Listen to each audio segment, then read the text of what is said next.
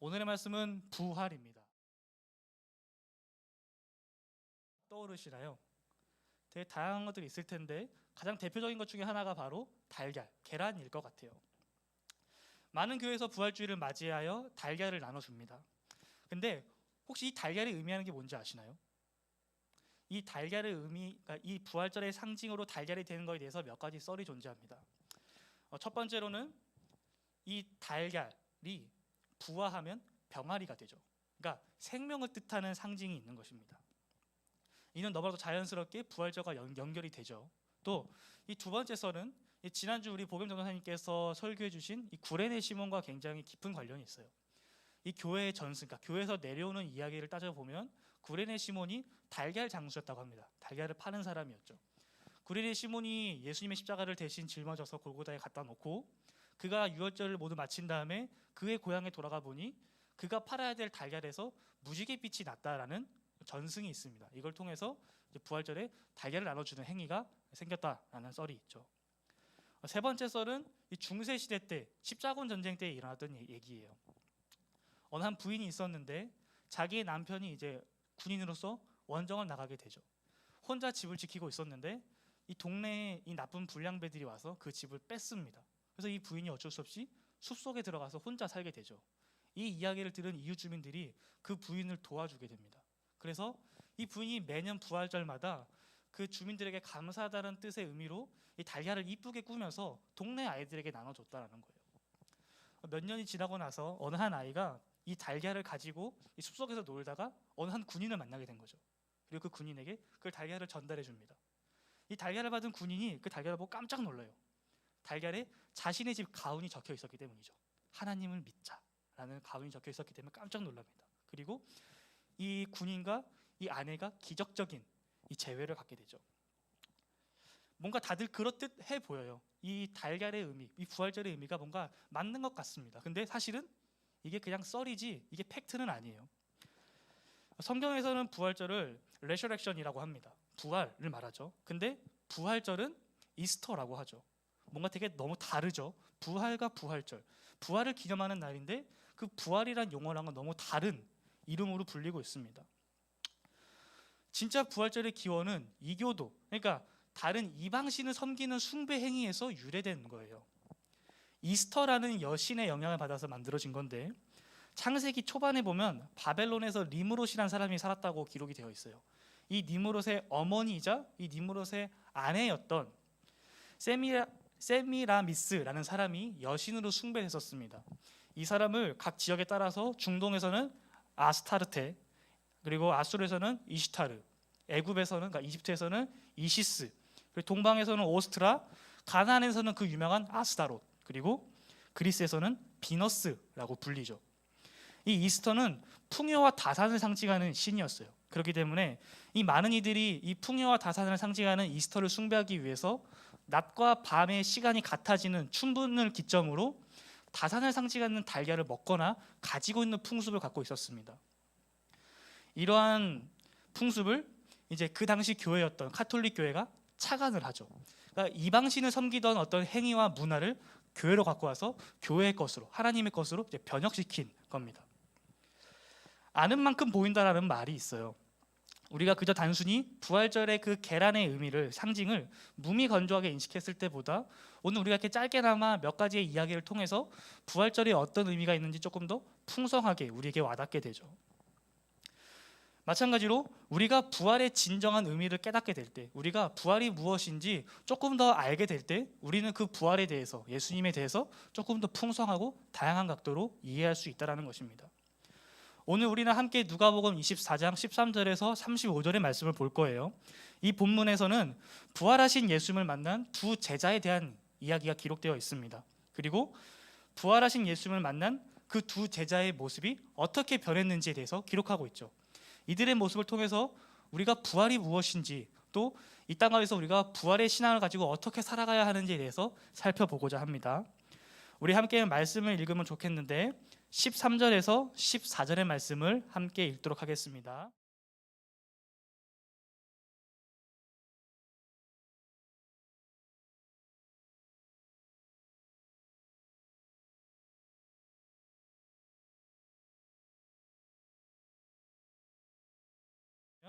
그날에 있었던 일에 대해서 기록을 하고 있죠.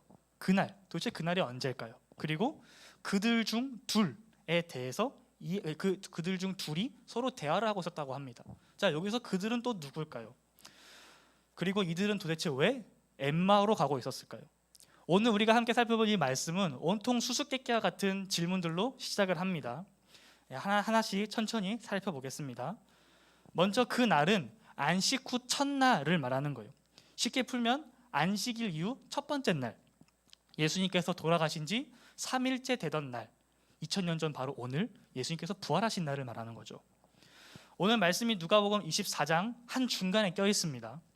24장 전체에서 샌드위치처럼 딱 중간에 껴 있는 거죠. 오늘 우리가 함께 읽은 이 본문 앞에 있는 24장 1절에서부터 우리 본문 뒤에 있는 49절까지의 이야기가 하나의 스토리입니다. 하나의 이야기로 쭉 이어지는 거죠. 본문 앞의 내용과 오늘 본문의 내용과 본문 뒤의 내용 사이에 시간적 공백이 존재하지 않습니다. 스트레이트로 쭉 달리면서 이날 예수님께서 부활하신 날에 있었던 사건에 대해서 이야기하고 있죠. 이것을 기억하고 가셔야 합니다. 자, 이제 그날은 이해됐고 예수님께서 부활하신 날, 그리고 두 번째, 그들은 도대체 누굴까요? 그들. 함께 말씀을 찾아보면 좋겠는데 24장 9절에서 10절입니다. 성경이 있으신 분들은 찾아보면 좋을 것 같아요. 우리 본문 앞에 있는 24장 9절에서 10절입니다. 말씀을 보게 되면 무덤에서 돌아와 이 모든 것을 11사도와 다른 모든 이에게 알리니 이 여자들은 막달라 마리아와 요한나와 야고보의 모친 마리아라 또 그들과 함께한 다른 여자들도 이것을 사도들에게 알리니라 라고 기록이 되어 있습니다. 이들은 바로 예수님을 믿고 있었던 예수 공동체를 말하는 거예요. 예수님을 따르던 사람들이었던 거죠. 예수님께서 십자가에 못 박혀 돌아가신 다음에 제자들이 서로 모였습니다. 그들도 유대인들에게 핍박을 당하고 예수님처럼 죽임을 당할까 봐 두려워서 숨어 있던 거죠. 이 무리의 가룟 유다를 제외한 11명의 제자들 뿐만 아니라 예수님을 따르던 수많은 제자들, 그리고 예수님을 함께 섬겼던 갈릴리부터 왔던 많은 여인들도 함께하고 있었습니다. 정리해보자면 오늘 본문 말씀은 예수님께서 십자가에 달리사 죽으신 지 3일째 되던 날 예수님을 믿고 따르던 그 공동체에게 있었던 일에 대해서 기록을 하고 있는 거죠. 이러한 배경을 가지고 우리가 13절에서 14절을 다시 한번 봅시다. 그날에 그들 중에 둘이 예루살렘에서 25리 되는 엠마오라 하는 마을로 가면서 이 모든 된 일을 서로 이야기하더라. 예수님을 따르던 사람들이 모여 있었는데 그들 가운데서 오늘의 본문의 주인공인 이 두 명의 제자들이 그 무리를 나와서 엠마오라 하는 동네로 이제 이동을 하고 있는 거죠. 이 두 제자는 우리가 알고 있는 그 12명의 제자들은 아니었던 것 같아요. 하지만 늘 예수님 근처에 머물면서 예수님께 질문도 하고 예수님의 설교도 듣고 예수님의 가르침을 행하던 다른 제자들이었던 것 같습니다. 이 개역개정 성경을 보게 되면 이 엠마오까지의 거리가 예루살렘에서부터 25리, 약 10km 정도 된다고 해요. 근데 헬라어 원문을 보게 되면 11km가 조금 더 넘는 거리입니다. 그러니까 우리 교회를 기준으로 봤을 때 북쪽으로는 검단, 동쪽으로는 송내, 인천대공원 정도의 거리에 위치하고 있더라고요. 평지를 기준으로 측정해 보면 걸어서 한 3시간 정도만 갈 수 있는 그렇게 멀지 않은 거리에 위치하고 있는 동네였죠. 14절을 보게 되면 이 두 제자들이 이 모든 된 일에 대해서 서로 이야기를 했다고 기록이 되어 있습니다. 과연 이들은 무슨 얘기를 하고 있었던 걸까요? 그리고 이들은 도대체 왜 예루살렘을 떠나서 엠마오로 가고 있었던 걸까요? 우리 함께 15절에서 24절의 말씀을 함께 보겠습니다. 15절에서 24절.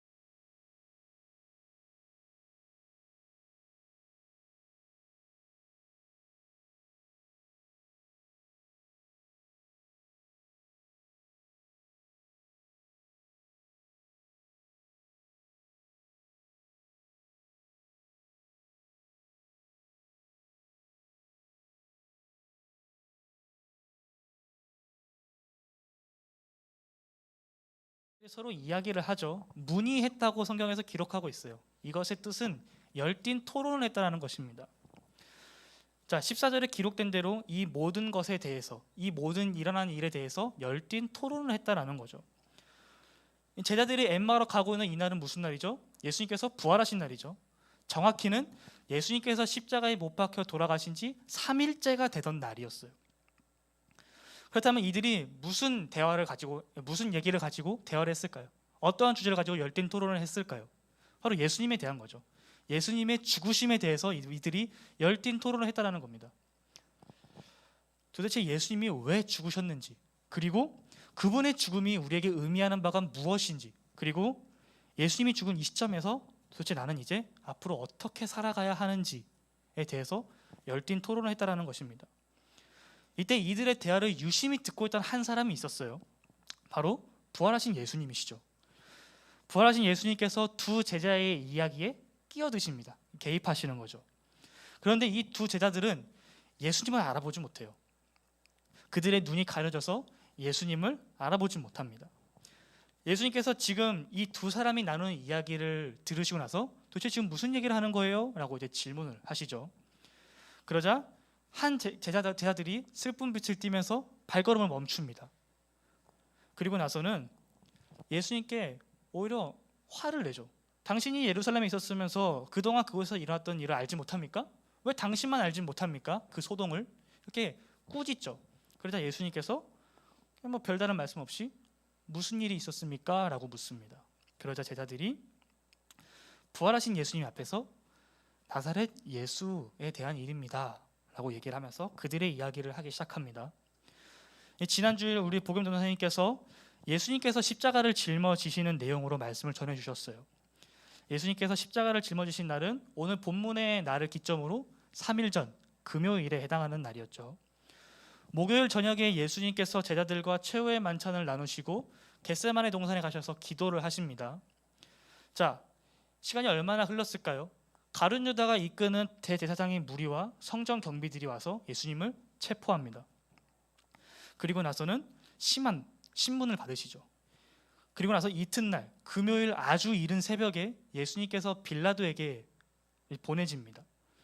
빌라도의 신문 끝에 예수님은 무죄셨으나 유죄 판정을 받으시죠. 그리고 십자가형을 선고받습니다. 그게 금요일 새벽 6시였어요. 보통 로마에서는 죄수를 십자가형을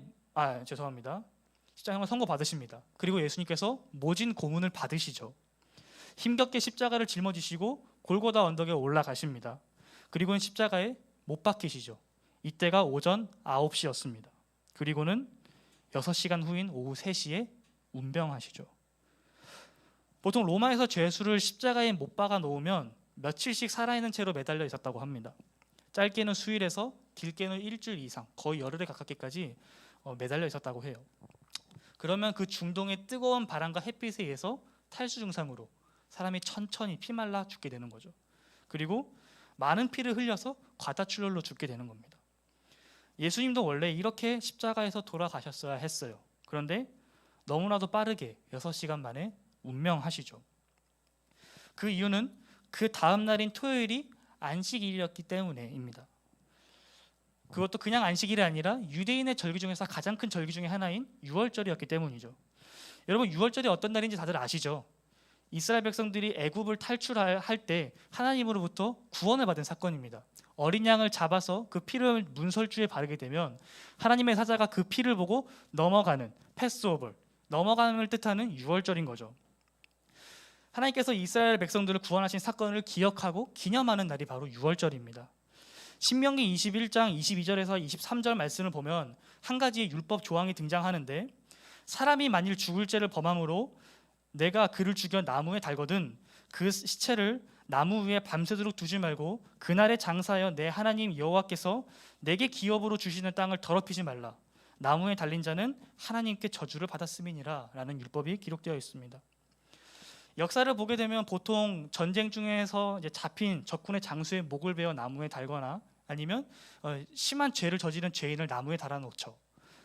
이것은 그들에게 수치를 주는 겁니다. 그리고 그것을 바라보는 사람들로 하여금 이자와 같이 살지 말라는 일종의 경고를 주는 효과가 있죠.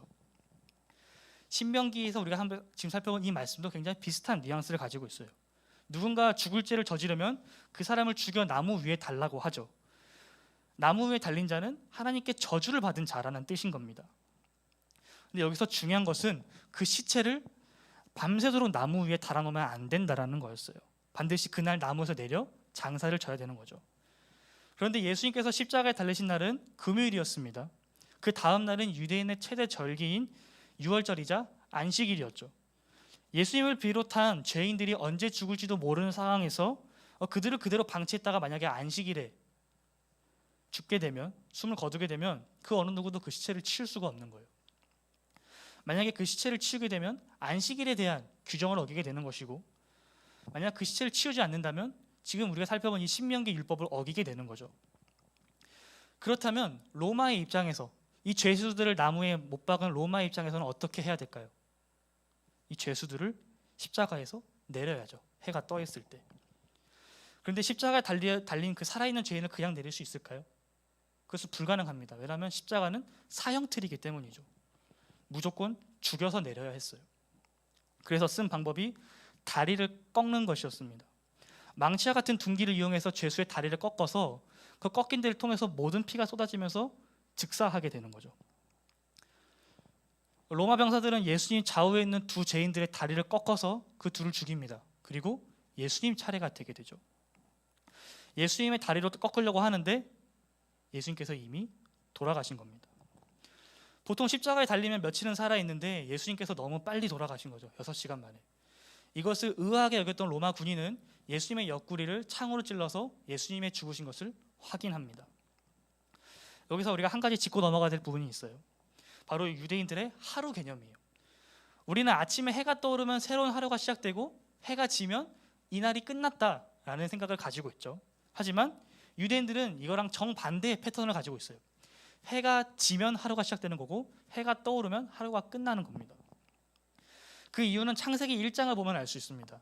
창세기 1장에서 하나님께서 세상을 창조하신 다음에 저녁이 되고 아침이 되니 이는 몇째 날이니라 라는 기록을 하고 있죠. 이 기록을 따라서 유대인들은 하루를 해가 지는 순간부터 생각했다는 것입니다.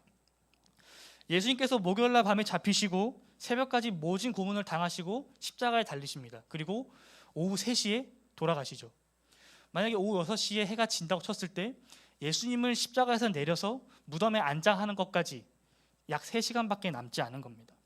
굉장히 급하게 예수님을 안장하게 되죠. 시체를 안장할 때 여러 가지 과정들이 있었으나 그것을 할 시간이 부족합니다. 그래서 일단 세마포로 예수님의 시체를 감싼 다음에 무덤에 집어넣게 되는 거죠. 그리고 나서 이제 유월절이 끝나고 안식일이 끝나고 해가 떠올라서 이제 앞이 조금 분간이 될 그 시점에 바로 여인들이 예수님께 나아가는 겁니다. 향유를 가지고 나아가는 거죠. 여인들이 준비한 향품을 들고 무덤으로 나아갑니다. 그런데 무덤의 입구로 막고 있어야 될 돌문이 옆으로 치워져 있는 거죠. 여인들은 의아하며 무덤에 들어갑니다. 그런데 예수님이 안 계신 거예요. 그들이 얼마나 당황했을까요? 이때 하늘에서 천사 둘이 내려옵니다. 그리고 여자들에게 두려워하지 말라라고 말을 하죠. 그러면서 너네가 어찌하여 살아있는 자를 죽은 자 가운데서 찾느냐라고 말합니다. 그러면서 예수님께서 너네에게 가르쳤던 그 말씀을, 예수님께서 죽으신 다음에 어떻게 부활하실 것인지에 대해서 가르쳤던 그 말씀을 기억하라라고 천사가 여인들에게 말을 하죠. 그제서야 여인들이 그 말씀을 기억하고 제자들에게 돌아가서 예수님의 부활 소식을 전합니다. 자신들이 천사를 통해서 들었던 이야기를 전해주죠. 그런데 제자들의 반응이 참 의아합니다. 그 여인들의 말을 믿지 않아요. 여러분, 상식적으로 우리가 예수님의 제자라면 그 소식을 들었을 때 어떤 반응을 보여야 될까요? 바로 자리를 박차고 일어나서 예수님 무덤으로 달려가야죠. 그리고 부활하신 예수님을 찬양하고 하나님을 경배했었어야죠. 하지만 그 어느 누구도 예수님의 무덤을 향해 나아간 사람이 없습니다. 오직 베드로와 어느 다른 한 제자뿐, 이 2명만 무덤으로 가죠. 근데 이 2명도 무덤에 가서 부활하신 예수님에 대한 소망을 바라보는 것이 아니라 무덤이 비어있네, 이거 어떻게 된 일이지? 하고 돌아왔다라는 겁니다. 사도들은 여인들의 이 말을 허탄하게 여겼다라고 24장 11절에 기록되어 있어요. 여기서 허탄하다라는 뜻은 마치 사람이 미쳐서 정신에 문제가 생겨서 헛소리를 짓거린다 라는 뜻입니다. 천사들을 만나서 예수님의 부활의 소식을 접한 여인들이 그 부활을 증언했는데 사도들은 지금 이들이 미쳤구나 라고 생각을 했다라는 거죠. 이들이 도대체 왜 예수님의 부활을 허탄한 듯이 여겼을까요? 이유는 생각보다 굉장히 간단합니다. 바로 허황됐기 때문이죠. 어떻게 죽은 사람이 다시 살아납니까? 도저히 자기의 생각으로는 이해가 되지 않는 거예요. 예수님께서 십자가를 지신 것도, 예수님께서 돌아가신 것도 하나도 이해가 되지 않는 거죠. 오늘 본문으로 돌아와 봅시다. 이 두 제자가 부활하신 예수님께 뭐라고 하는지 아십니까?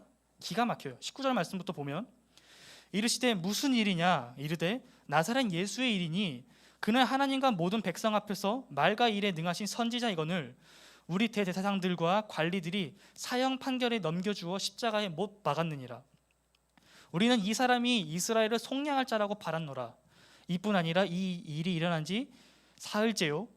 또한 우리 중에 어떤 여자들이 우리는 놀라게 하였으니 이는 그들이 새벽에 무덤에 갔다가 그의 시체는 보지 못하고 와서 그가 살아나셨다 하는 천사들의 나타남을 보았다 함이라.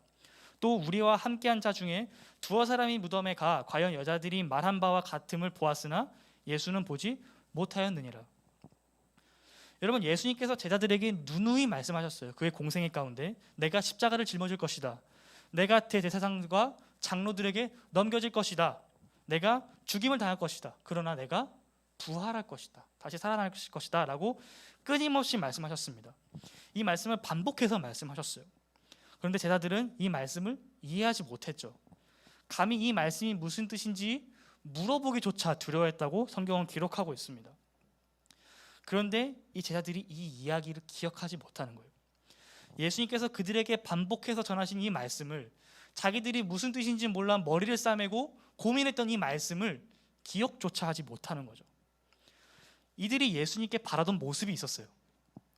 이들이 예수님께 바라던 모습은 그저 십자가에서 피 흘리며 죽어가는 예수님이 아니라, 모진 고문과 조롱을 받는 예수님이 아니라 자기들의 어깨 한번 펴고 이 세상 가운데서 떵떵거릴 수 있게 해주시는 분, 하나님, 예수님의 나라를 이 땅 가운데 세우고 일으켜서 로마를 몰아내고 예수님의 채찍근에 있던 자신들이 한번 권세를 잡아보는 것, 이 정도로 예수님을 생각했다는 것입니다. 예수님께서 부활하셨다는 얘기를 들어도 예수님께서 그들에게 하셨던 말씀이 기억나지 않았던 것은 그들이 예수님을 잘못된 시각으로 바라보고 있었기 때문이죠. 제자들이 얼마나 허무했을까요? 예수님의 죽음을 받아들여야 하는 그들의 입장에서 그들은 얼마나 허무했을까요? 예수님께서 이 땅 가운데 하나님의 나라가 온다고 말씀하셨잖아요. 제자들이 엄청난 기대를 갖고 있었을 거란 말이에요. 아, 나도 이제 한번 좀 잘난 맛에 살 수 있겠구나. 나도 이제 한번 높은 권세를 가질 수 있겠구나. 이런 기대가 있었죠. 제자들끼리 서로 싸우잖아요. 예수님의 나라가 이 땅 가운데 임할 때 한 사람은 내 우편에, 한 사람은 내 좌편에 앉게 해달라고. 예수님을 자기 마음대로 생각하고 있는 거예요. 여러분, 예수님께서 이 땅 가운데 자기의 왕국을 만들기 위해서 오셨습니까? 아니죠. 이 땅 가운데 하나님의 통치를, 하나님의 사랑과 하나님의 자비를 전하기 위해서 이 땅 가운데 오셨죠. 예수님께서 높은 보좌에 앉으시려고 하셨습니까? 아니죠. 오히려 가장 낮은 자리로 오셔서 섬기시고 죽기까지 순종하시는 이 종의 섬김의 모습을 보여주시죠. 예수님께서 언제 제자들에게 자신의 권세로 이스라엘에서 로마를 몰아내고 자신의 왕국을 세울 거라고 하셨습니까? 아니죠. 오히려 죄로부터의 해방을 말씀하시죠. 그런데 제자들은 자기 마음대로 예수님을 생각했다라는 것입니다. 자기 마음대로 예수님을 믿었고 예수님과 늘 함께 했지만 예수님의 가르침을 곧이곧대로 믿고 받아들였던 것이 아니라 자신의 생각으로, 자신의 색안경을 끼고 예수님의 가르침을 받아들였다는 것입니다. 그런데 여기서 문제는 뭐냐면 이제는 그 예수님이 그들 옆에 없다라는 거죠. 나의 인생의 모든 것을 다 바쳐서 예수님을 따라다녔는데 더 이상 예수가 내 옆에 없다라는 거예요. 어부였던 베드로는 배를 버렸죠. 그물을 버리고 가족을 등지고 예수님을 따랐어요. 그의 인생의 모든 것을 포기하고 예수님을 따른 거죠. 이런 제자가 베드로뿐이었겠습니까? 수많은 제자들이 자신의 삶을 내려놓고 예수님을 선택했었어요. 그런데 이제 예수님이 보이지 않는 거죠. 사라지신 겁니다. 이때 이들의 마음이 어떻겠어요?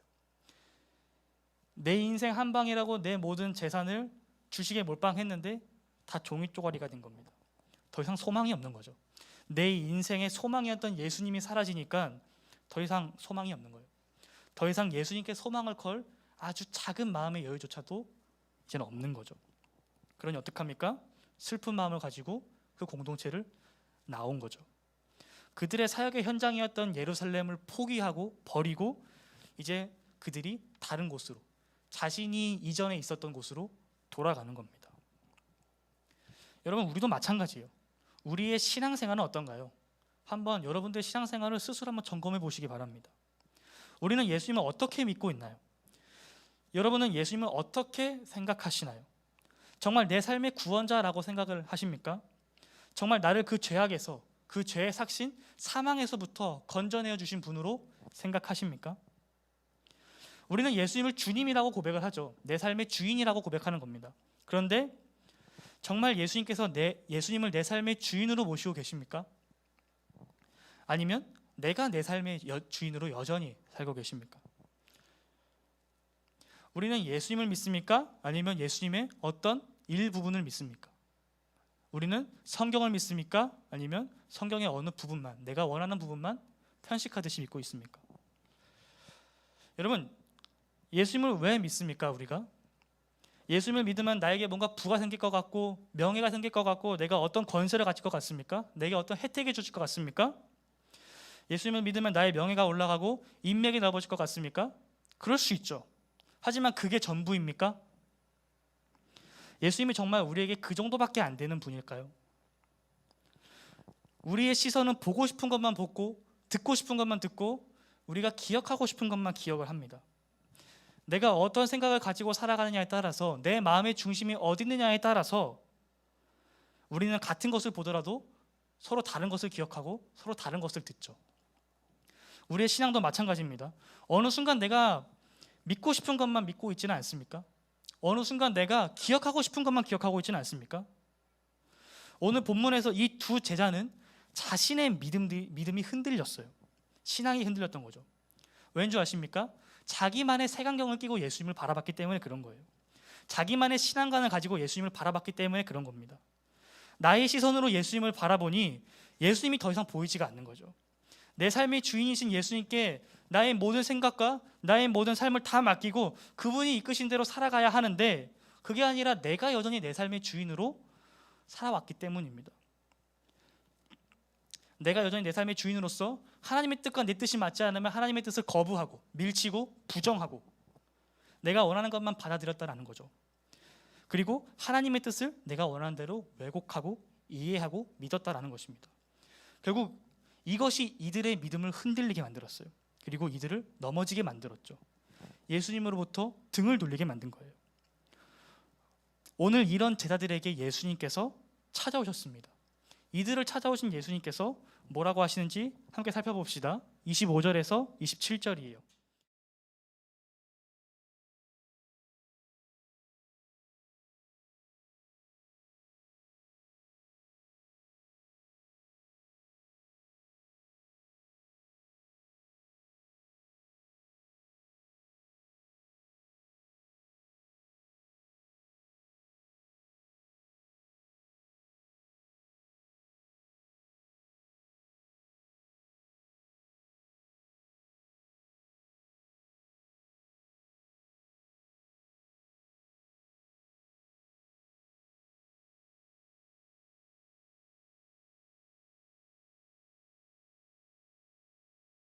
우리의 모든 죄를 대신 짊어지시고 죄의 값을 치르신 것, 그리고 그것을 통해서 사망과 죽음을 이기시고 부활하사 사탄을 이기신 것, 이 승리의 영광을 얻으셔야 할 것을 예수님께서 두 제자들에게 말씀해 주십니다. 예수님께서 모세와 모든 선지자의 글, 그러니까 성경을 통해서 그리스도가 누구인지, 예수가 누구인지에 대해서 설명을 해주시는 겁니다. 성경 말씀을 통해서 하나하나 그들에게 풀어주신 거죠. 28절에서 35절 말씀, 우리 마지막 말씀을 함께 보겠습니다.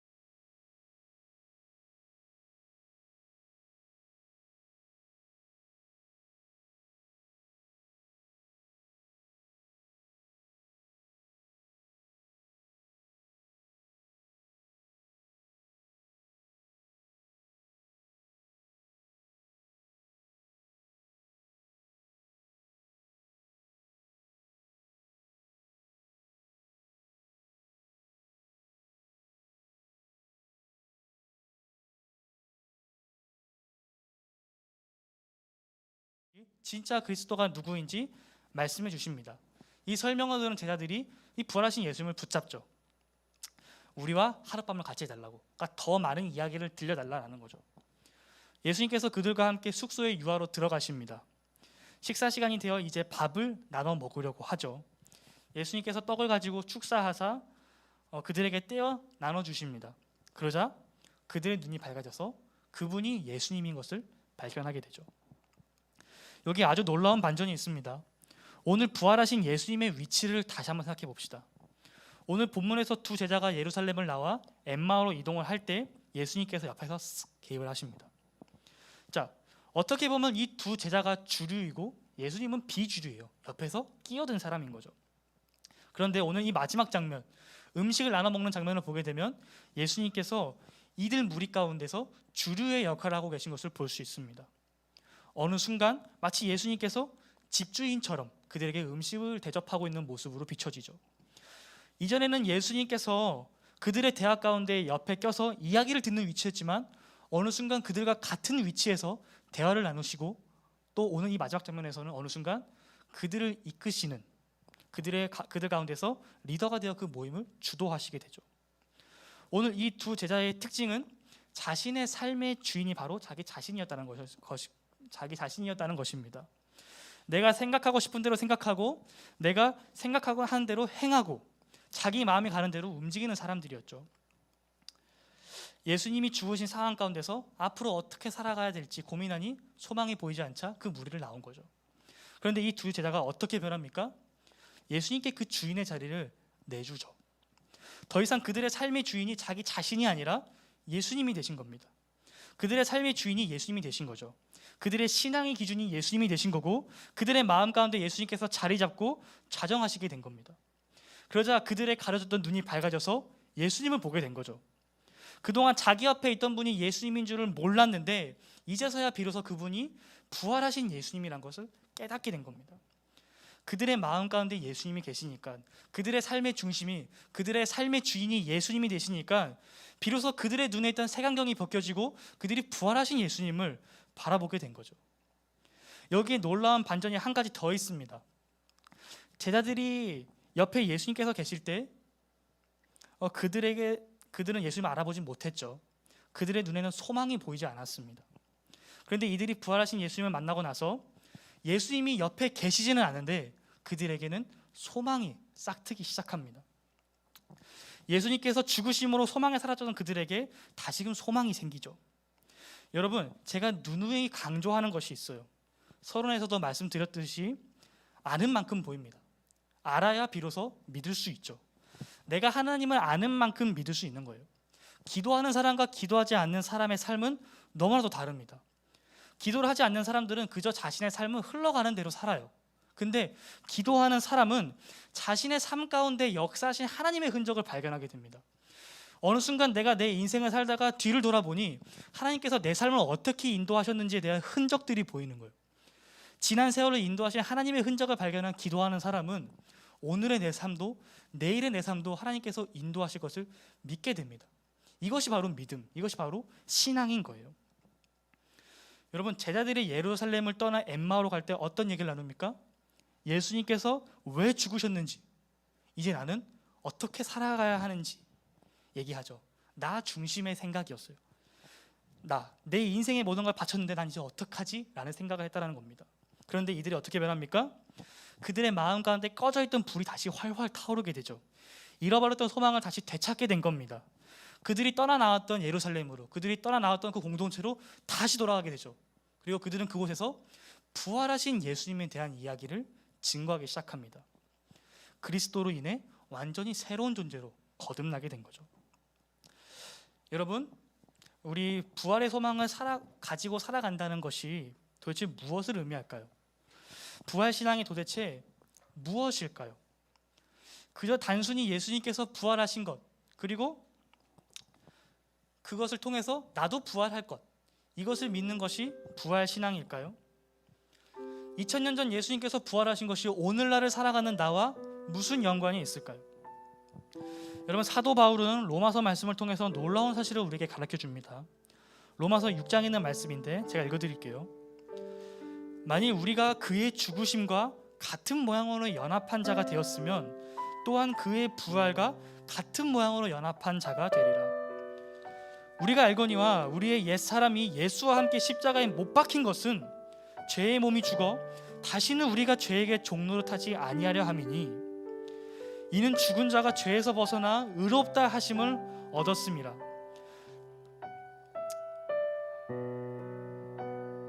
만일 우리가 그리스도와 함께 죽었으면 또한 그와 함께 살 줄을 믿노니 이는 그리스도께서 죽은 자 가운데서 살아나셨음에 다시 죽지 아니하시고 사망이 다시 그를 주장하지 못할 줄을 알미로다. 그가 죽으심은 죄에 대하여 단번에 죽으심이요 그가 살아계심은 하나님께 대하여 살아계심이니 이와 같이 너희도 너희 자신을 죄에 대하여는 죽은 자요 그리스도 예수 안에서 하나님에 대하여는 살아있는 자로 여길지어다. 예수님께서 못 박히신 십자가는 그저 나의 죄를, 우리의 죄를 대신 속량해 주는 것이 아닙니다. 그 이상의 의미가 있어요. 나의 육체와 함께 그 정욕과 탐심을 십자가에 못 박아야 합니다. 그래야 비로소 우리가 예수 그리스도의 사람이 된다고 갈라디아서는 말하고 있어요. 내가 그리스도와 함께 십자가에 못 박혔나니 이제는 내가 사는 것이 아니요 오직 내 안에 그리스도께서 사시는 것이라. 이제 내가 육체 가운데 사는 것은 나를 사랑하사 자기 자신을 버리신 하나님의 아들을 믿는 믿음 안에서 사는 것입니다. 예수님의 죽으심과 같은 모양으로 연합하여 죽은 우리는 예수님의 부활과 같은 모양으로 연합하여 살게 됩니다. 내 안에 더러운 탐심을 십자가에 못 박아 죽이고 부활하신 예수님께서 자정하셔서 사는 삶, 내 안에 더러운 죄악된 정욕을 십자가에 못 박아 죽이고 예수의 영이신 성령께서 내주하시는 삶, 나의 뜻이 아닌 부활하신 예수님께서 내 안에 거하시는 것을 믿음으로 사는 삶, 더 이상 내 삶의 주인인 내가 아니라 하나님의 삶, 이것이 바로 부활신앙입니다. 성경에서 부활하신 예수님을 목격한 사람들은 공통된 하나의 특징을 가집니다. 바로 변화예요. 예수님을 부인하고 저주했던 베드로, 대제사장과 종교 지도자들이 무서워서 도망쳤던 베드로는 그들의 아지트, 소굴이라고 할 수 있는 성전에 들어가서 예수 그리스도의 부활하심을 전하면서 복음을 증거합니다. 예수님의 사역을 부정하고 믿지 않았던 예수님의 친동생 야고보는 부활하신 예수님을 만나고 초대교회의 리더가 돼요. 자신의 종교관에 갇혀서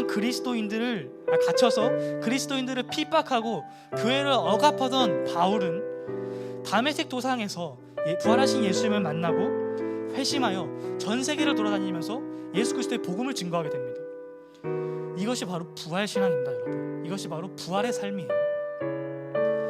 이번엔 성경이 아니라 우리의 삶 가운데 한번 적용을 해봅시다. 저랑 친한 한 자매의 이야기예요. 너무나도 평범한 20대 청년입니다. 대학교를 졸업하고 앞으로 자신이 어떻게 살아가는지에 대해서 진로를 놓고 고민을 하고 있었어요. 이 자매가 자신의 진로를 놓고 기도할 때 가장 우선적으로 했던 기도가 하나님을 더 알아갈 수 있는 곳으로 가게 해주세요, 하나님의 마음이 있는 곳으로 가게 해주세요 라는 기도 제목이었어요. 이런 마음을 품고 이곳저곳 여러 직장들을 알아보기 시작했습니다. 근데 어느 순간 자신이 기도했던 그 기도 제목보다 월급, 복지, 명예, 또 기업의 이미지, 이런 것을 더 신경 쓰게 됐다고 하더라고요. 이 자매는 이러한 자신의 변질된 모습을 예배 시간 가운데 발견했다고 합니다. 하나님의 말씀이 선포될 때 자신의 상태를 발견하게 됐대요. 이 자매는 자신이 갖고 있던 그 마음을 내려놓고, 그 생각들을 내려놓고 회개하며 다시 하나님께 뜻을 구합니다. 하나님, 내가 어디로 나아가야 합니까? 하나님, 나에게 그 뜻을 가르쳐 주시옵소서.